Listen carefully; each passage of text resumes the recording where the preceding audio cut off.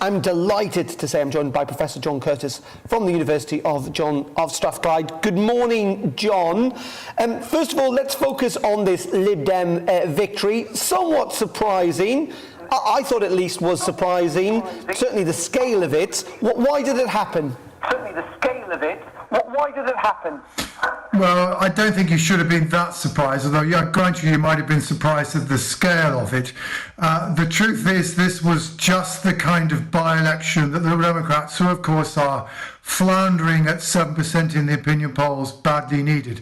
Because this was just the kind of middle-class, Remain voting constituency held by the Conservatives, in which the party did relatively well in the 2019 general election. And in the circumstances of a by-election, I think they had every opportunity to put in a good performance, and that's just what they've done. So there's really a combination of things going on. The first is, this is the kind of graduate-heavy, middle-class, Remain voting seat, and the kind of constituency where the Conservatives have indeed been losing ground. They did lose ground in this constituency in 2019, even though across the country as a whole the Conservatives were advancing.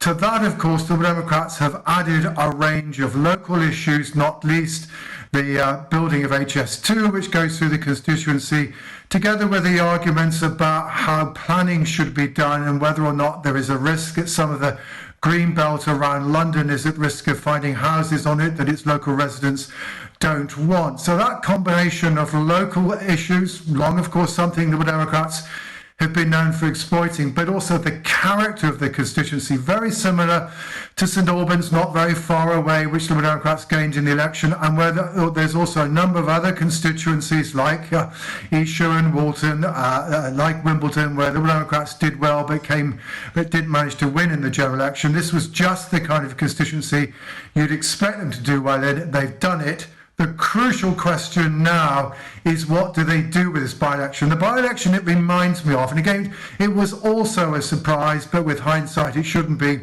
was the victory in Ribble Valley up in Lancashire back in 1991. Now, the reason for the analogy is that was also a by-election that took place at a time when the then newly fledged Liberal Democrats were floundering in the polls, the government was running high, but there were concerns about the council tax, and the Liberal Democrats managed to do well in that by-election. They won it, and on the back of that began the recovery in their support that led to the party's very good performance in 1992.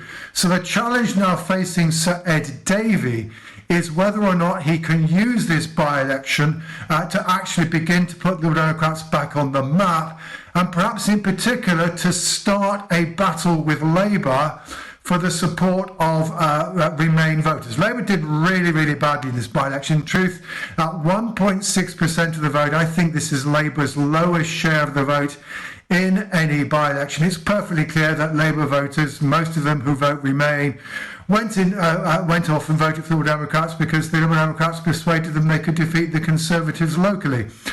So Labour certainly been given a warning here that if Liberal Democrats do begin to take off, particularly again in London and the South East, in Conservative-held constituencies, the party could find its vote quite heavily squeezed. And John, you kind of mentioned the local issues and how Liberal Democrats are historically quite good at exploiting those local issues. But what does this mean for the national picture? Is it possible that going forward we might see the Conservatives struggle to keep together their kind of newly found red wall voters with their more traditional seats in the so-called blue wall? I think the truth is one has to realise that sociologically Chesham and Amersham is a world away from Hartlepool, where of course the Conservatives gained a seat from Labour just a few weeks ago. But it is an indication, but that's always been quite clearly there, that in being successful in winning so-called red wall, leave voting constituencies in the north of England and the Midlands and putting Labour under pressure in those kind of constituencies, it has exposed a flank in more traditional, middle-class, constituencies in London and the South East, some of whom have contained quite a lot of Remain voters, that area which is, hearing the Conservatives talking endlessly, talking about levelling up, wondering, well, really, what quite is in it for us? And given at least the opportunity of a by-election to say, well, hang on, we're not quite so sure about this, they've taken it. I don't think we should run away from this and say, well, all of a sudden the Conservatives are going to lose lots of constituencies in any immediate general election to Liberal Democrats. But it is a warning to the Conservatives that if the Liberal Democrats do manage to begin to take off in the national polls, then the area where they could begin to lose the odd constituency here or there, and in close general election it could matter, are in some of these other constituencies where the Democrats are not that far behind the Conservatives. Because the truth is, once upon a time the Democrats were a party of the Celtic fringe. That's now virtually disappeared. We're now looking at a Liberal Democrat Party that seems above all to be the party that's willing to pick up the votes of middle-class voters, some of them traditional Conservative voters, who are no longer quite sure about the direction of the Conservative Party under Boris Johnson. Hi, John, it's Darren again. Just finally and quickly, if you can, let's just turn to Labour, because it's really interesting what you said. You're saying that the 1.6% share they got is the lowest they've ever received in a by-election. I mean, I know there was clearly tactical voting here, but that's clearly also quite worrying for the Labour leadership, surely.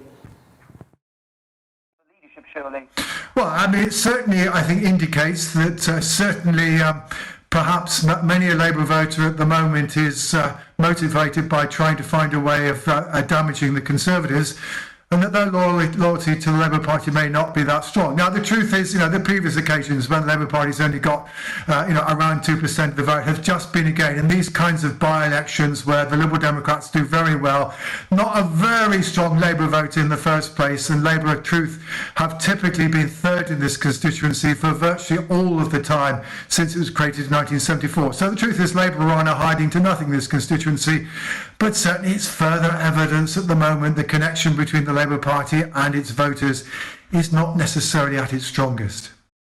John Curtice, always a pleasure. Thank you very much indeed for joining us. Really appreciate it. Great insight as always.